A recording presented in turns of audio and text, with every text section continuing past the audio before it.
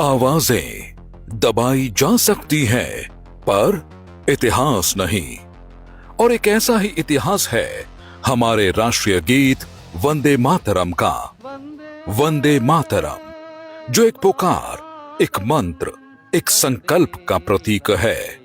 यह वो उद्घोष है जिसे अंग्रेजों की लाठियां भी नहीं दबा सकीं। यह वो मंत्र है जिसे डर, दमन, तुष्टीकरण की राजनीति भी नहीं मिटा सकी।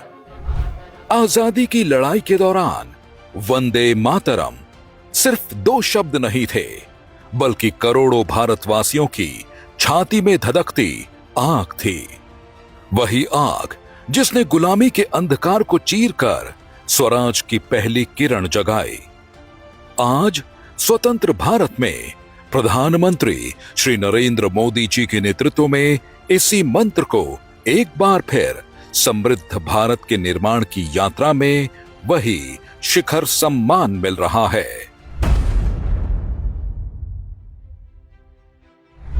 (1875) में बंगाल की पावन धरती पर बंकिम चंद्र चट्टोपाध्याय ने वंदे मातरम की रचना की। ब्रिटिश दमन के बीच यह गीत राष्ट्रीय चेतना की पहली चिंगारी बनकर उभरा। बंकिम बाबू के उन शब्दों ने भारत माता का दिव्य स्वरूप गढ़ा और करोड़ों दिलों में नई ऊर्जा जगा दी।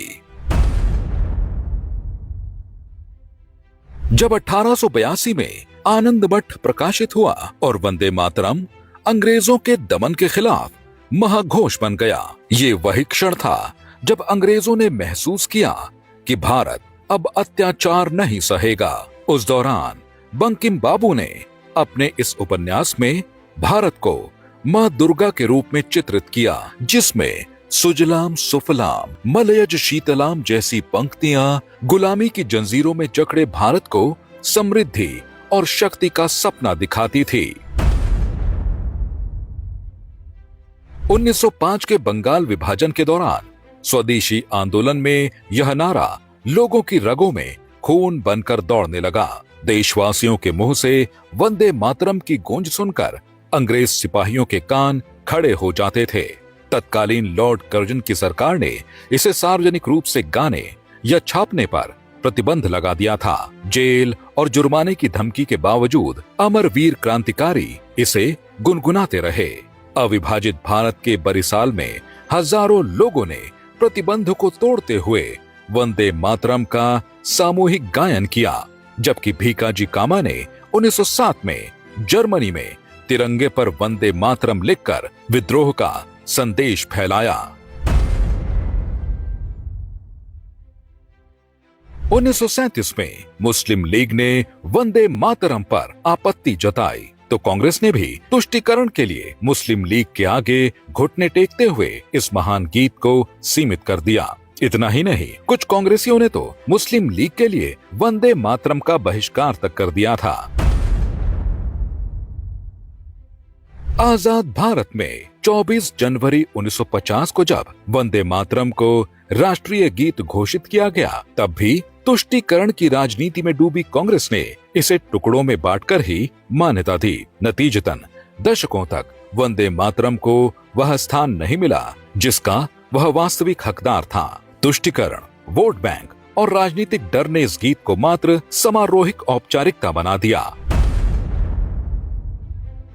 जब वंदे मातरम ने 100 वर्ष पूरे किए, तब देश आपातकाल की जंजीरों में जकड़ा हुआ था। संविधान मौन था, देशभक्ति अपराध बन चुकी थी और राष्ट्र के लिए जीने मरने वाले लोगों को जबरन जेलों की काल कोठरियों में ठूंस दिया गया था। कभी जिस वंदे मातरम ने देश को स्वतंत्रता की ऊर्जा दी थी, वही गीत अपने शताब्दी वर्ष पर इतिहास के एक काले अध्याय का साक्षी बन गया था।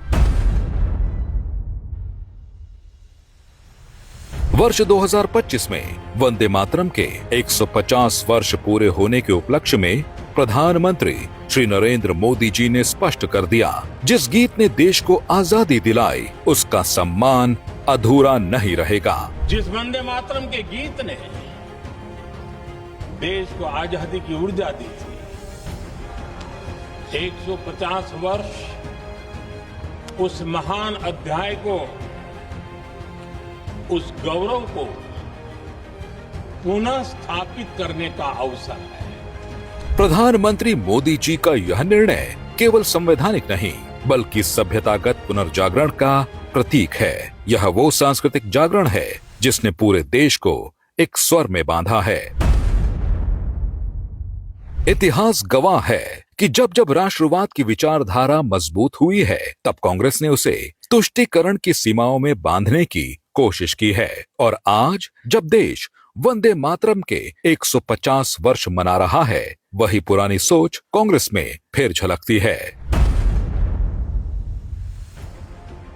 मगर आज भारत इन मक्कारों की दुकान को बंद कर चुका है, क्योंकि आज का भारत आत्मविश्वासी, सांस्कृतिक रूप से जागृत और अपने गौरवशाली इतिहास के लिए अडिग है। यह भारत किसी भी आवाज को दबने नहीं देता। इसलिए वंदे मातरम अब एक गीत भर नहीं, नए भारत का उद्घोष बन चुका है।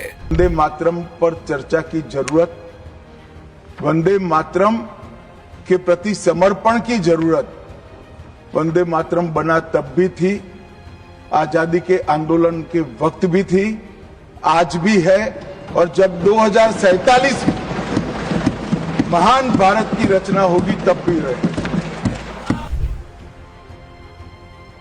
यह 150 साल की यात्रा दमन से सम्मान तक, समझौते से स्वाभिमान तक और पतन से पुनरुत्थान तक का वैभवशाली अध्याय है। आज वंदे मातरम फिर उस शिखर पर है, क्योंकि अब राष्ट्रवाद का बहिष्कार नहीं बल्कि उसे गौरवान्वित इतिहास के रूप में स्वीकार किया जाता है।